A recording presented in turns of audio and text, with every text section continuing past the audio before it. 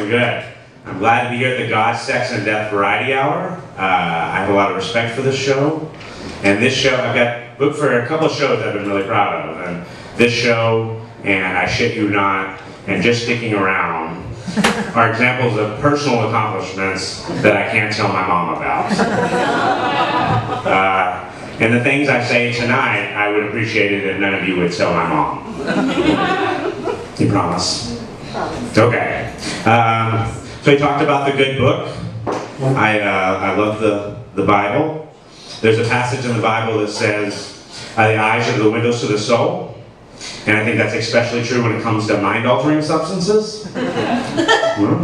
Okay, so if you've been drinking alcohol, your eyes are a little sunken. If you've been smoking marijuana, your eyes are bloodshot. If you've been taking amphetamines, your pupils are dilated. If you've been taking opiates, your pupils are small. But did you know that if you consume all four at the same time, you look completely sober? I'm actually having a stroke right now. Someone should call a doctor.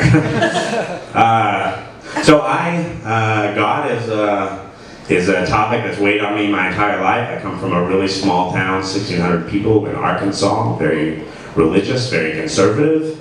And so I think that's going to kind of shape my stand-up that I'm going to do here tonight. Whenever I would go to Dixon Street, kind of the main drag, there'll be these guys with long beards holding signs. There's one of them that said, if you get an abortion is a decision that you'll have to live with for the rest of your life. But I really think that's what a baby is.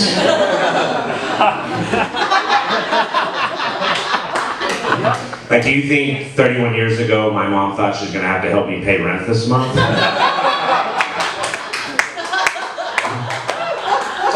There's another one, and I promise this is a real sign. It said, getting an abortion doesn't make you unpregnant.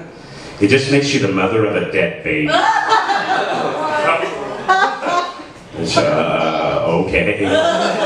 I'm pretty sure it also makes you unpregnant. It's kind of the point, right?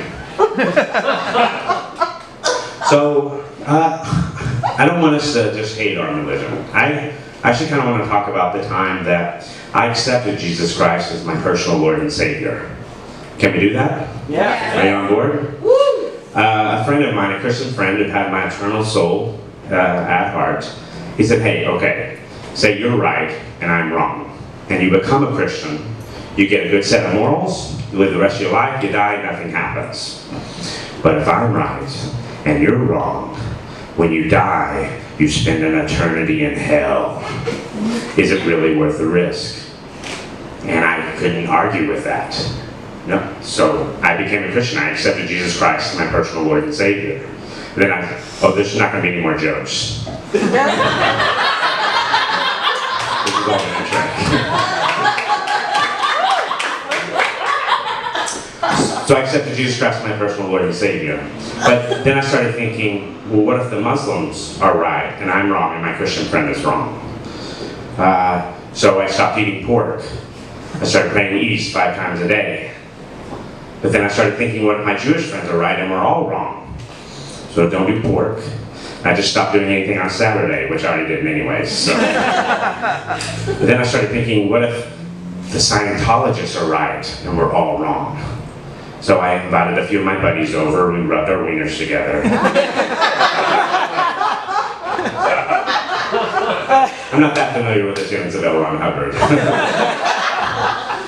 But then I started thinking, what if the Heaven's Gate cult, what if they were the only ones that are right? Are we all up to our cults in the 90s? No? Yeah. Well, I didn't want to miss my ride on the spaceship, so I pulled my balls out of my boxer shorts, I got my gilding knife out, and just as I was about to chop them off, I said, wait a second. What if all religion is bullshit? What if free will is the only thing that we're given? What if gay people don't cause hurricanes? What if angels don't watch me masturbate? To be honest, it took me a while to get off after I realized that.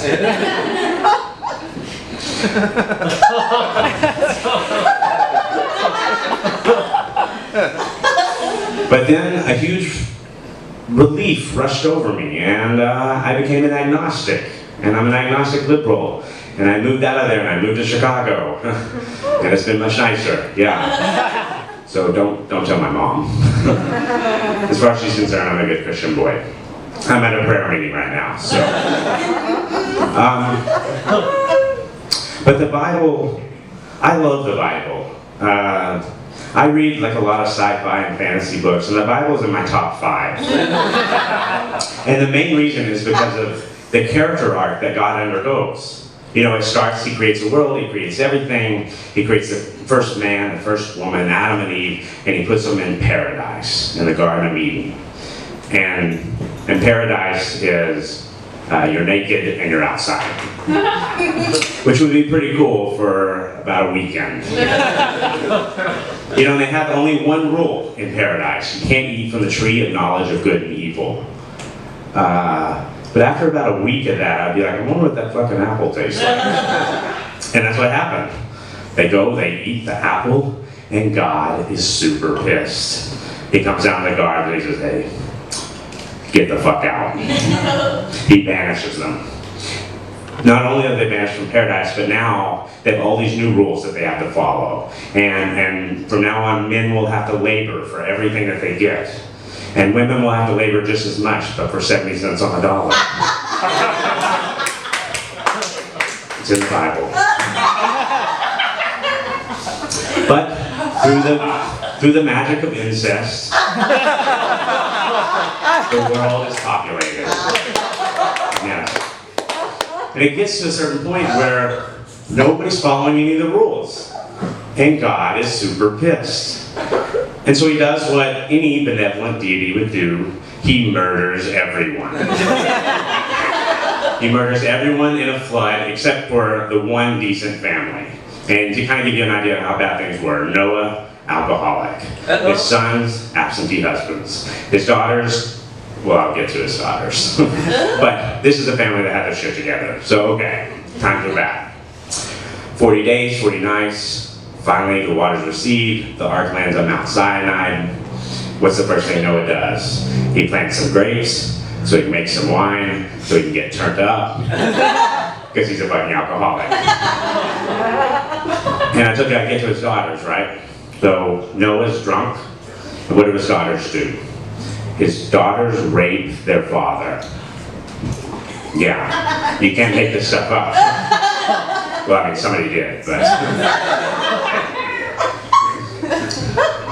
So through the magic of rape and incest, the world is once again repopulated, right? And it gets to a certain point, ladies and gentlemen, where nobody's following any of the rules. And God is super pissed. But he thinks, maybe I shouldn't have murdered everyone. You know? Maybe I'll make an example. So he picks the 2 worst cities. They sin the most. There's like gay people there. And he's like, I'm going to make an example of them. And it's like Sodom and Gomorrah. They're right across from each other. Sodom, you know, is where we get the term sodomy from. And Gomorrah, well, if you've never Gomorra'd someone, you're still a virgin. So he destroys them with fire and brimstone, and it's gone. These 2 cities just disappear from existence. But then something interesting happens. The people don't change. Like human nature is still the same. Like look around the room right now. There's some shitty people in here right now. Not you, the other person. I'm not talking about you. But God kind of takes a step back. He's like, wait, maybe they're not the problem. Maybe I'm the problem.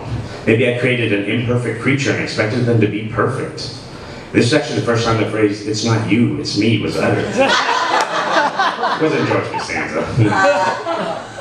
So God calls everybody together and he's like, oh boy, I am sorry guys.